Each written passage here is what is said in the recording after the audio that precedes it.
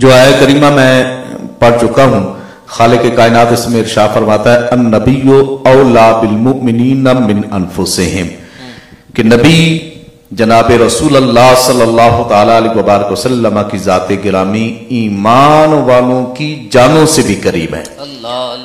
حضور علیہ السلام کس کے؟ ایمان والوں کی جانوں کے قریب ہے۔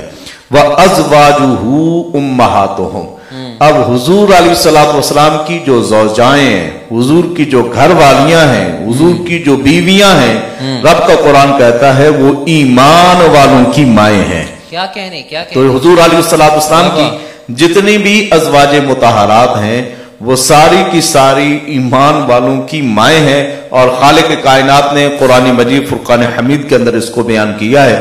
اور دوسرے مقام پہ خالق کائنات ارشاد فرماتا ہے یا نساء النبی لستن کاحد من النساء، اے نبی کی گھر والیو تم عام عورتوں کی طرح نہیں ہو۔ یعنی تمہارا مقام، تمہارا مرتبہ جو خالق کائنات نے تمہیں عنایت فرمایا ہے، کائنات کی عورتوں میں سے کسی اور عورت کو یہ مقام اور مرتبہ نہیں ملا، تم تمام عورتوں سے بہترین ہو۔ دیکھیں جس وقت کوئی عورت کہیں رخصت ہو کے جاتی ہے، اس کو وہاں کے آداب، رہنے سہنے کا طریقہ اور سلیقہ اس کے والدین اس کو سکھاتے ہیں۔ کسی عورت کو اس کا چچا بتا رہا ہوتا ہے، کسی کو اس کے ماموں، کسی کو اس کی خالائیں، کسی کو اس کو پھوپھیاں، یعنی جو قریبی رشتہ دار ہوتے ہیں وہ بتاتے ہیں بیٹا وہاں جانا ہے تو اس طریقے سے رہنا ہے، وہ ہمارے رشتہ دار ہیں، ہمارے تعلق دار ہیں، یا نئی جگہ پہ جا رہی ہو تو آپ نے کس طریقے سے وہاں گزران کرنا ہے۔